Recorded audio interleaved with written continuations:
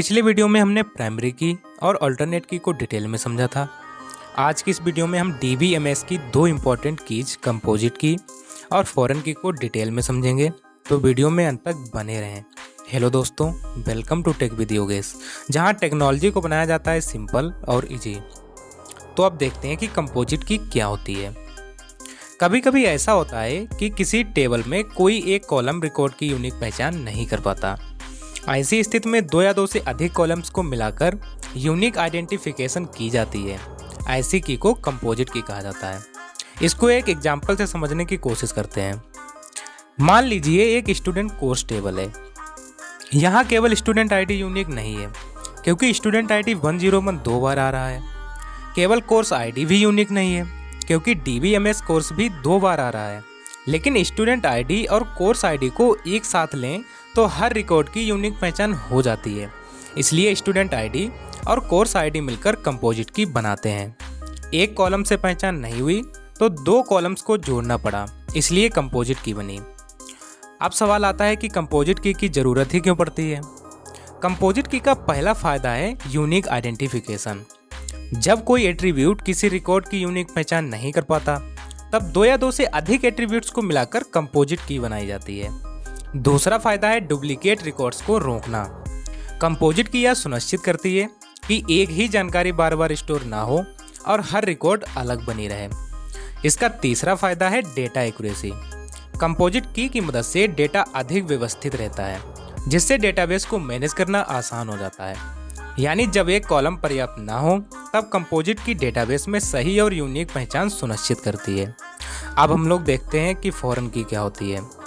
Foreign की DBMS की सबसे इम्पोर्टेंट कीज में से एक है। इसका उपयोग दो टेबल्स के बीच रिलेशनशिप बनाने के लिए किया जाता है। अब इस एग्जाम्पल को ध्यान से समझिए। हमारे पास दो टेबल्स हैं। पहली है स्टूडेंट टेबल, जिसमें स्टूडेंट्स की जानकारी रखी गई है, और दूसरी है रिजल्ट टेबल, जिसमें स्टूडेंट्स के मार्क्स रखे गए हैं। अब ध्यान दीजिए, स्टूडेंट टेबल में स्टूडेंट आईडी प्राइमरी की है, यानी इसी स्टूडेंट आईडी की मदद से राहुल, सीजू और अमन की पहचान की जा रही है। रिजल्ट टेबल में भी स्टूडेंट आईडी मौजूद है, लेकिन यहाँ स्टूडेंट आईडी का काम पहचान बनाना नहीं है। यहाँ इसका काम यह बताना है कि यह रिजल्ट किस स्टूडेंट का है। जैसे स्टूडेंट आईडी 101 वाला रिजल्ट राहुल का है, स्टूडेंट आईडी 102 वाला रिजल्ट सीजू का है, और स्टूडेंट आईडी 103 वाला रिजल्ट अमन का है। यानी रिजल्ट टेबल की स्टूडेंट आईडी स्टूडेंट टेबल की स्टूडेंट आईडी से जुड़ी हुई है। इसलिए रिजल्ट टेबल की स्टूडेंट आईडी को फॉरेन की कहा जाता है। अगर इसको सरल शब्दों में कहें तो फॉरेन की दो टेबल्स को आपस में जोड़ने का काम करती है। अब हम लोग कंपोजिट की और फॉरेन की के बीच अंतर समझते हैं। सबसे पहले कंपोजिट की बात करें तो कंपोजिट की दो या दो से अधिक कॉलम्स को मिलाकर बनाई जाती है। इसका मुख्य उद्देश्य किसी रिकॉर्ड की यूनिक पहचान करना होता है, और यह एक ही टेबल के अंदर कार्य करती है। दूसरी ओर फॉरेन की किसी दूसरी टेबल की प्राइमरी की को रिफर करती है। इसका मुख्य उद्देश्य रिकॉर्ड की पहचान करना नहीं, बल्कि टेबल्स के बीच रिलेशनशिप बनाना होता है।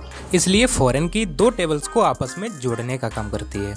अगर सरल शब्दों में कहें तो कंपोजिट की का काम रिकॉर्ड की यूनिक पहचान करना है, जबकि फॉरेन की का काम टेबल्स के बीच संबंध स्थापित करना है। तो दोस्तों, आज हमने कंपोजिट की और फॉरेन की को डिटेल में समझा। इसके साथ ही DBMS की सभी प्रमुख कीज पूरी हो जाती हैं।